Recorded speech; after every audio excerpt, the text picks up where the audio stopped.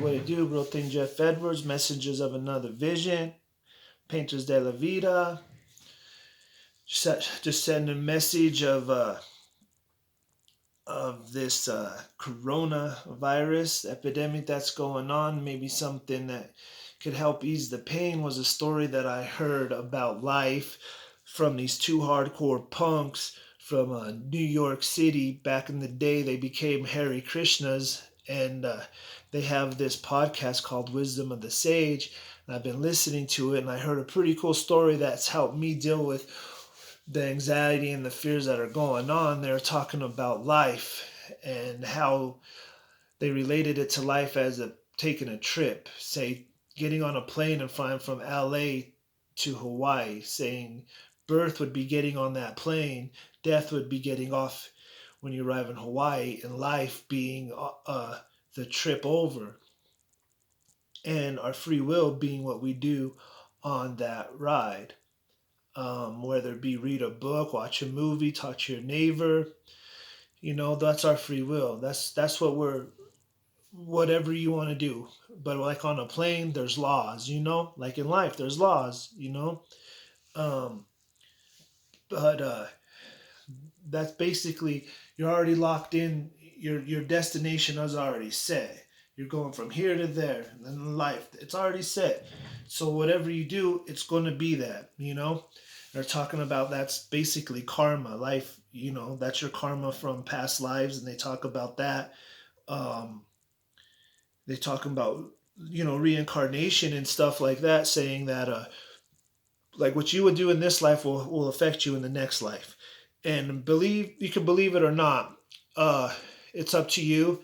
You know, I mean, it's just a tool. It's just I study different things, whatever, and I find it interesting. But he was explaining how their knowledge is passed down, you know, through books and texts and stories for many, many of years, and he was explaining how like what makes them believe and what they believe in and got them thinking that way is because it's like, say I had a friend that's been to New York, whatever, and I'm gonna go, and they tell me, hey, go here, go there. Or, if I'm asking for directions, they know, oh, no, you go this way and that way.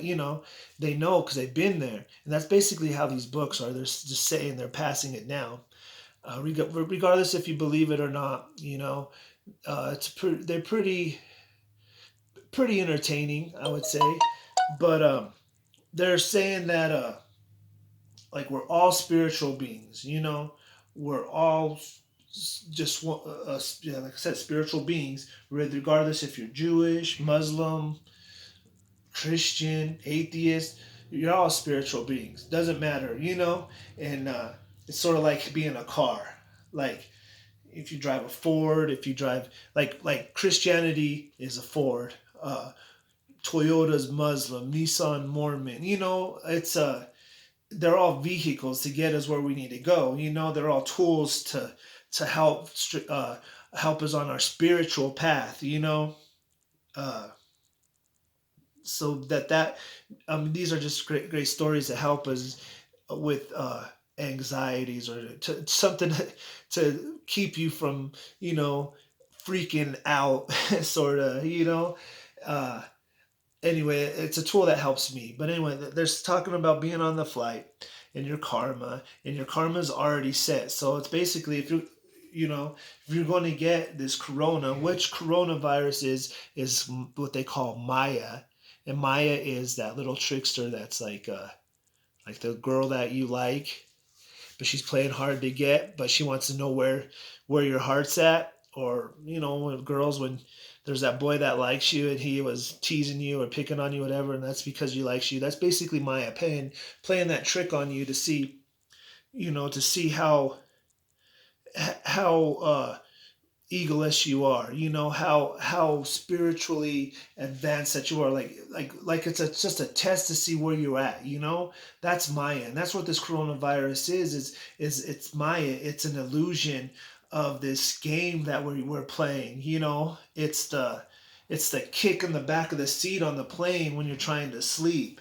It's the guy that spilt his drink on you when you're like, oh, you know what's up, and that's what uh, this virus is. It's the Maya. What? How are you going to act? How, like, the destination's already set. Like, if you're going to get it, you're going to get it. When you're going to die, you're going to die. Like, it's set.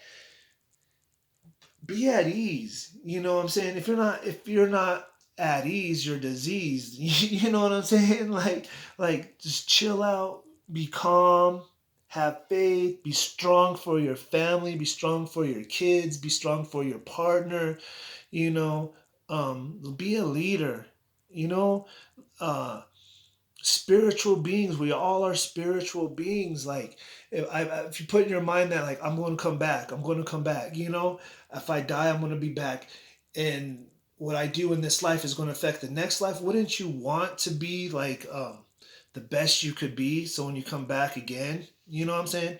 And it's not talking about like material things, because material things are like, it's not worth it, you know.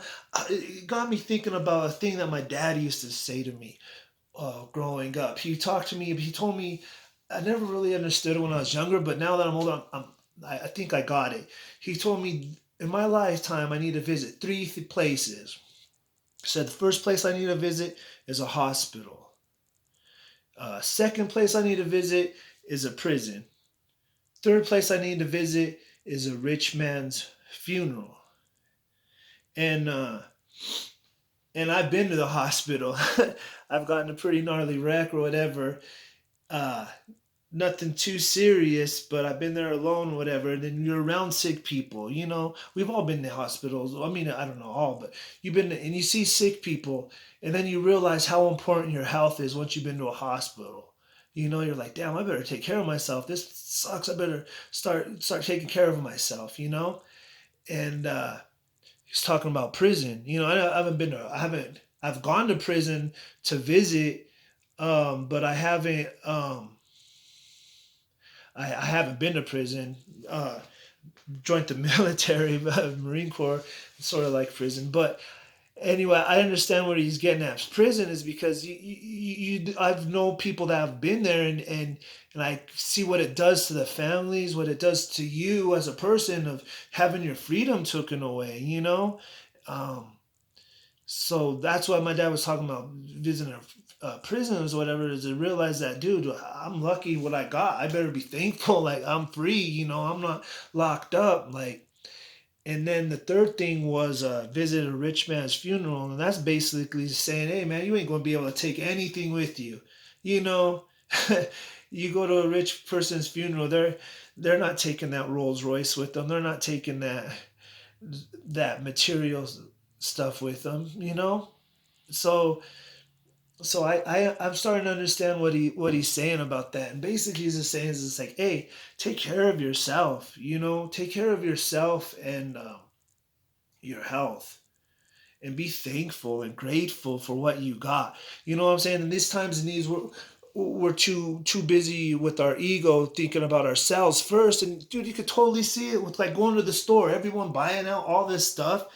That's material things, man. No one's helping out each other. No one's buying all this stuff and giving it away for free to people that can't afford it. You understand what I'm saying? It's just not like what you do with the money that you got. Yeah, you worked hard for your money, right? And that's Krishna giving you that money. That's the universe giving you that, putting you and seeing what you're going to do with that money. Or what are you going to do with your opportunity? Are you going to step on this person that's already down and say, I'm not going to help you, help yourself? Look at me, I made it. No, that's not.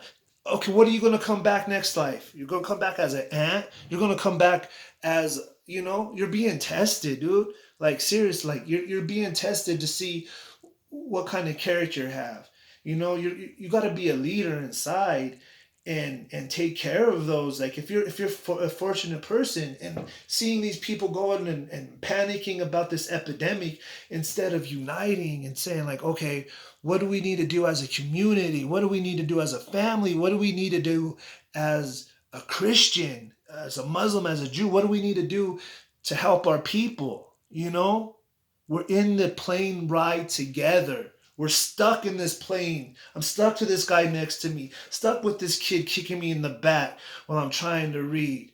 But if I'm respectful and caring and giving and loving, my life is going to be fulfilled. It ain't going to be cool just because I could, you know, pay this to go to get another seat or whatever. I don't know where I'm getting at with this one. I lost my train of thought, but just being caring and giving to one each other, you know, and living a life that is meant worth living.